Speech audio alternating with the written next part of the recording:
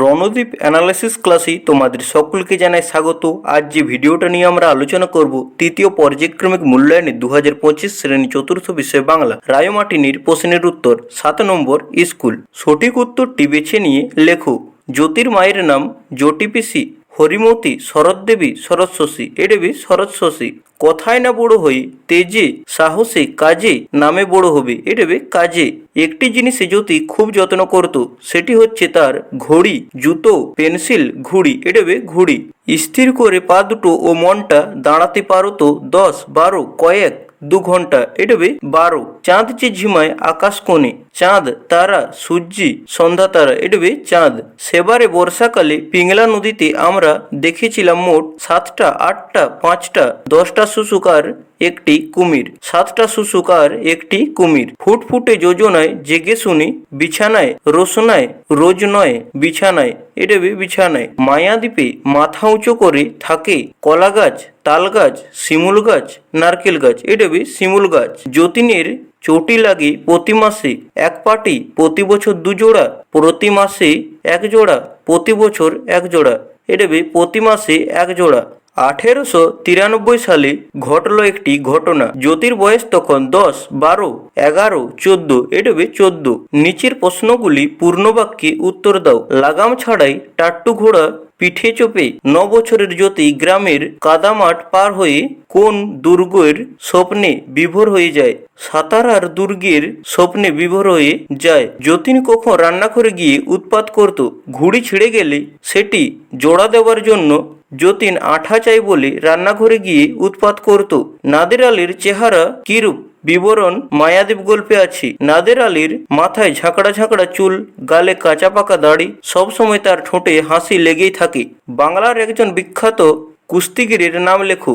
জাদুমাল ওস্তাদ ডানায় শিশির মেখে কোন পাখি ডাকাডাকি করেছিল? থেমা পাখি ডাকাডাকি করেছিল। যে কোনো 3টি প্রশ্নের উত্তর নিজের ভাষায় লেখো। ঘুম ভাঙানি কবিতায় বর্ণিত বনভূমি নিঝুম কেন? কবিতায় বর্ণিত বনভূমি নিঝুম কারণ তখন গভীর রাত হয়েছে। ফুটফুটে জ্যোৎস্নায় এক মায়াবী পরিবেশে পরীরা এসে সেখানে নাচ গান করছে। প্রত্যেক বাড়িতে থাকতো নিজস্ব নৌকা। এমন বন্দোবস্তের কারণ কি ছিল? গল্পের কথকের মামার বাড়িতে রাস্তাঘাট প্রায় সারা বছরেই জলে ডুবে থাকতো না, ফলে নৌকো ছাড়া অন্য কিছুতে যাতায়াত করার উপায় থাকতো না। এই কারণে সেখানকার প্রত্যেক বাড়িতে নিজস্ব নৌকা ব্যবস্থা থাকতো। ভাত খাওয়ার প্রসঙ্গে কবি পাথর চিবোনোর অভ্যেস আছে কি না তা জানতে চেয়েছেন কেন? কবি বলতে চেয়েছেন জিনিসপত্রে ভেজাল দেওয়ার কারণে চালের সঙ্গে অনেক সময় কাঁকড় ও মিশে থাকে, তাই কাঁকড় চিবোনোর অভ্যেস থাকলে তবে ভাত খাওয়া যাবে। চটি যতীনকে মুচিদের কাছে নিয়ে গিয়েছিল কেন? যতীন যখন নতুন চটি পরে দিয়ে তাড়াতাড়ি সিঁড়ি দিয়ে নামছিল তখন তার পায়ের চাপে চটির একটি পাশ ছিঁড়ে যাওয়ার ফলে চটির খুব লেগেছিল, তাই চটি যতীনকে মুচিদের কাছে নিয়ে এসেছিল। কথায় না বড় হয়ে কাজে বড় হবে বলতে কবি কি বোঝাতে চেয়েছেন? আলোচ্য উক্তিটির মধ্যে দিয়ে কবি বলতে চেয়েছেন আমাদের দেশের কল্যাণের জন্য এমন একজন আদর্শ ছেলে প্রয়োজন যে হবে কর্মঠ, অর্থাৎ কেবলমাত্র বড় বড় কথা বলে দেশোদ্ধার না করে গঠনমূলক কাজের মধ্যে দিয়ে দেশকে এগিয়ে নিয়ে যাবে। উপযুক্ত স্থানে জ্যোতি চিহ্নিত বসাও। রাবেয়া, রত্না, শুভ্র, কৌশিক আর প্রবাল দার্জিলিং এ যাবে। সহজ পাঠ আর বর্ণ পরিচয় শিশুদের অবশ্যই পড়া উচিত। প্রতিশব্দ লেখো 2টি করে। পৃথিবী, ধরা, ধরিত্রী, বাগান, কানন, উদ্যান। কর্ম ও ক্রিয়া নির্ণয় করো। মামা একটা টাট্টু ঘোড়া কিনে দিলেন। মামা কর্তা, একটা টাট্টু ঘোড়া কর্ম কিনে দিলেন ক্রিয়া। আমাদের দেশে হবে সেই ছেলে কবি। আমাদের কর্তা ছেলে কর্ম হবে ক্রিয়া। গদ্যরূপ লেখো। সবারই রয়েছে কাজ এই বিশ্ব মাঝার। এই বিশ্বজগতে প্রত্যেক ব্যক্তিরই কোনো না কোনো কাজ রয়েছে। মানুষ হইতে হবে মানুষ যখন সে কেবল রক্ত মাংসের শরীর না হয়ে দয়া, ভালোবাসা, জ্ঞান এবং চেতনার অধিকারী হয় তখনই তাকে প্রকৃত মানুষ বলা যায়। বর্ণ বিশ্লেষণ করো। বিশ্ব মাঝার বয়হসন যোগ হস্যই যোগ তালবস্যসন যোগ বয়হসন যোগ অ যোগ ময় হসন যোগ আ যোগ ঝয় হসন যোগ আ যোগ রয় হসন সমস্ত দন্তস্য হসন যোগ অ যোগ ময় হসন যোগ অ যোগ দন্তস্য হসন যোগ তয় হসন যোগ অ। বিপরীত শব্দ লেখো। দুর্বল, সবল, আধা আধি, পরিপূর্ণ। এলোমেলো বর্ণগুলি সাজিয়ে শব্দ গঠন করো। প্রথমেরটা হবে ভেবা চেকা, তারপরে আধা আধি। শব্দার্থ লেখো। পণ, প্রতিজ্ঞা, জোড়াতাড়া, গোঁজামিল। শব্দ যুগলের অর্থ পার্থক্য দেখাও। সাপ, অভিশাপ, সাপ, সর্প। তারা, ব্যস্ততা, তারা, নক্ষত্র। বাক্যে কোন ভাব প্রকাশ পেয়েছে লেখো। কি যে ভালো লাগতো, বিস্ময়। যা, চশমাটা কোথায় গেল? প্রশ্ন।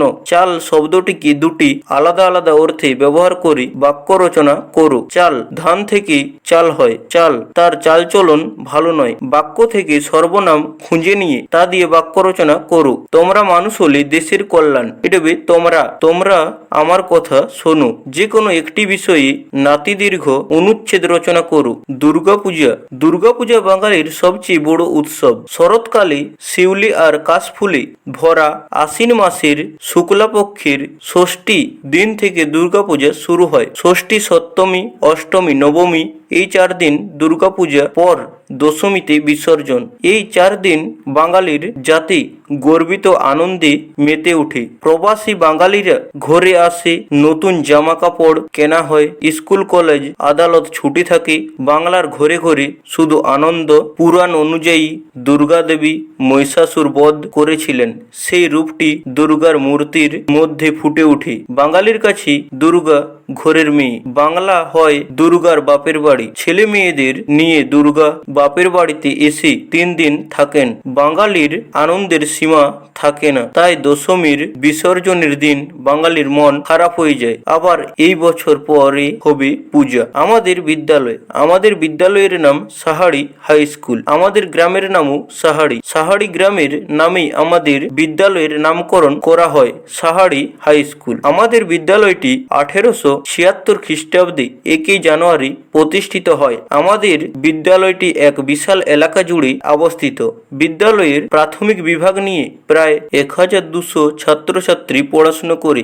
বিদ্যালয়ের মোট 24 জন শিক্ষক শিক্ষিকা রয়েছে। ছন্দের জাদুকর সত্যেন্দ্রনাথ দত্তের স্মৃতি ধন্য এই বিদ্যালয়টি। আমাদের বিদ্যালয়ের মূল লক্ষ্যই হলো ছাত্রছাত্রীদের অন্তর্নিহিত সত্তার পরিপূর্ণ বিকাশ সাধন করা। আমাদের বিদ্যালয়টির মুখপাত্রের নাম বিহন। আমাদের বিদ্যালয়ের উন্নয়ন অত্যন্ত দ্রুতগামীতে এগিয়েছে। এলাকার জনপ্রতিনিধি, অভিভাবক ও সাধারণ মানুষ বিদ্যালয়ের কল্যাণ কামনা করে। বিদ্যালয়টি আমাদের গ্রামীণ অঞ্চলের শিক্ষার আলো ছড়িয়ে দিয়ে যাচ্ছে। আমি আমাদের বিদ্যালয়টির জন্য গর্ব অনুভব করে থাকি। আমার প্রিয় খেলা হলো ফুটবল। এটি একটি দলগত খেলা যেখানে 11 জন খেলোয়াড় একটি বলকে পা দিয়ে লাথি মেরে প্রতিপক্ষের গোলে পাঠানোর চেষ্টা করে। আমি এই খেলাটি খুব ভালোবাসি কারণ এটি আমাকে শারীরিক ও মানসিকভাবে সুস্থ রাখে এবং বন্ধু ও